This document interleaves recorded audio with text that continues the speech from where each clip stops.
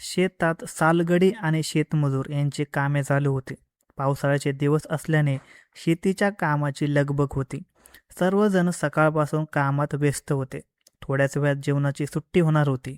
अशातच शेतात कोणीतरी बंदुकीने गोळी झाडल्याचा आवाज आला. सर्वांनी कामातून आपले डोके वर काढले आणि आवाजाच्या दिशेने पाहू लागले. एक जण उभा राहिला आणि तो त्या दिशेने पळू लागताच सर्वजण हातातील कामे तिथेच टाकून त्याच्या मागे पळू लागले. थोड्या अंतरावर कोणीतरी महिला खाली पडल्याचं दिसलं. जवळ जाऊन पाहिलं असता ती शेतमजूर उषा साठे होती आणि तिच्याजवळ शेतमालक जगन्नाथ देशमुख यांचा मुलगा सचिन हातात बंदूक घेऊन उभा होता. आपल्या मालकाच्या पोरानेच उषाला मारल्याचे लक्षात येताच ते मजूर काही वेळ स्तब्ध झाले. काय करावे, कसे पुढे जावे हे त्यांच्या लक्षात आलं नाही. तोपर्यंत आजूबाजूच्या शेतातील शेतकरी आणि शेतमजूर धावत येऊ लागल्याने आता आपली काही सुटका होणार नाही. हे आपल्या हाताखालचे गडे काही करणार नसले तरी बाकीचे शेतकरी तो आणि त्याचे शेतमजूर आपल्याला नक्कीच सोडणार नाही. या भीतीने सचिन देशमुखने धूम ठोकली. तो पळून गेला. उषा साठे हिचा नवरा विजय साठे देखील घाबरून तिथे उभा होता. सचिन पळून गेल्यानंतर तो आपल्या बायकोजवळ रडत ओरडतच गेला. अरे कोणीतरी गाडी बोलवा रं, असं म्हणून तो रडू लागला. तेव्हा कोणीतरी वाहन आणले आणि त्या वाहनात जखमी उषाला घालून रुग्णालयात आणलं. डॉक्टरांनी ताबडतोब हालचाली करून उषाला तपासले, मात्र ती मयत झाल्याचे त्यांनी सांगितले. तो रडकुंडीलाच आला होता. आता तर त्याने मोठ्याने टाहो फोडला. त्याच्या समेत असणारे त्याचे सहकारी त्याचे सांत्वन करू लागले. सगळ्यांच्या डोळ्यातून पाणी येत होतं. आपण गरीब झालो म्हणून काय झालं? गरिबाला अब्रू आहे का नाही? मालकाच्या पोरानं असं करावं हे काय चांगलं नाही. त्याला शिक्षा झालीच पाहिजे असं ते एकमेकांशी बोलू लागले. घटनास्थळावरूनच म्हणजे जगन्नाथ देशमुख याच्या शेतातील इतर मजुरांनी या घटनेची माहिती अकलूज पोलीस ठाण्यात दिली. पोलिसांनी घटनास्थळ गाठले. जिथे ही घटना घडली होती त्या जागेचा पंचनामा केला. त्यानंतर उषासाठी हिला ज्या रुग्णालयात नेले आहे तिथे पोलीस निरीक्षक आणि त्यांचे सहकारी पोहोचले. तिथे उषाच्या मृतदेहाची पाहणी केली. गोळी तिच्या हाताला लागून कपाळाला लागली होती, त्यामुळे तिचा मृत्यू झाला होता. यावेळी पोलिसांनी माहिती विचारण्यास सुरुवात केली. तेव्हा उषाचा पती विजय साठे पुढे आला आणि त्याने माहिती सांगण्यास सुरुवात केली. रडत रडत तो सांगू लागला, साहेब मी आणि इतर मजूर शेतात काम करत होतो. माझी पत्नीही शेतात काम करत होती. दुपारचे 1 वाजले होते. मी माझ्या कामात तर पत्नी उषा ही तिच्या कामात होती. अशातच गोळीबार झाल्याचा आवाज आला. त्या पाठोपाठ उषाचाही आवाज आला. मी पळतच तिच्याकडे धावलो. माझी पत्नी रक्ताच्या थारोळ्यात पडली होती, तर शेतमालक सचिन देशमुख हा हातात बंदूक घेऊन उभा होता.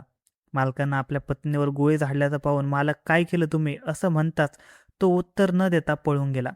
तोपर्यंत सर्व लोक गोळा झाले होते. गाडी करून उषाला उपचारासाठी इथं आणलं, पण ती मरण पावली असल्याचं डॉक्टरांनी सांगितलं. असं म्हणत विजय हुंदके देऊ लागला. उषा साठे याला शेतमालक सचिन देशमुख याने गोळी मारल्याचे पोलिसांना समजून आले. आता त्याला ताब्यात घेतल्याशिवाय त्याने गोळी का मारली हे समजणार नाही, म्हणून त्याला ताब्यात घेण्याच्या हालचाली सुरू झाल्या. तोपर्यंत पंचनाम्याचे सोपस्कर पार करून मृतदेह विच्छेदनासाठी रवाना केला.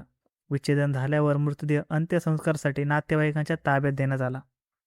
उषा विजय साठे हिच्या खून प्रकरणी विजय सुदाम साठे यांनी अकलूज पोलीस ठाण्यात फिर्याद दिली. पोलिसांनी सचिन जगन्नाथ देशमुख याच्या विरुद्ध खुनाचा दाखला करून अॅट्रॉसिटी कलमही दाखल करण्यात आले. गुन्हा दाखल झाल्यानंतर या खून प्रकरणाचा तपास अकलूजचे उपविभागीय व त्यांची टीमने त्यांच्याकडे वर्ग करण्यात आला. सचिन देशमुख याला अटक करण्यात आल्यानंतर त्याला न्यायालयात उभे केले असता न्यायालयाने 3 दिवसाची पोलीस कोठडी जाहीर केली.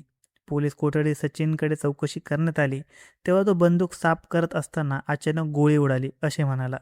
पोलिसांनी उलटसुलट प्रश्नाच्या फैरे झाडत असताना त्याने आणखी एक कारण सांगितले की शेतात पिसळलेलं कुत्रं आलं होतं, त्याला ठार मारण्यासाठी बंदुकीतून गोळी झाडली, त्यामध्ये उषा आड आल्याने तिला गोळी लागली असेही सांगितलं. सचिन देशमुखची ही उत्तरे पोलिसांना योग्य वाटली नाहीत, म्हणून पोलिसांनी उषाचा पती विजय साठे याच्याकडे चौकशी केली. तेव्हा त्याने माहिती दिली. त्यानुसार गेल्या अनेक वर्षापासून ते पती पत्नी देशमुख यांच्या शेतात सालगडी म्हणून पती पत्नी काम करत आहे. मात्र काही महिन्यापासून शेतमार्गाचा मुलगा सचिन देशमुख हा उषाच्या मागे लागला होता. तो तिला प्रेम संबंध ठेव असे सांगत होता. मात्र याच उषाने नकार दिला होता, तरीही तो तिच्या मागे लागला होता. एके दिवशी तिने आपल्या पतीला ही बाब सांगितली. तेव्हा विजयने तिला सांगितले की काही दिवस आपण इथे काम करू, नंतर दुसरीकडे कामाला जाऊ. आर्थिक अडचणीमुळे उषा ही गप्प बसली होती.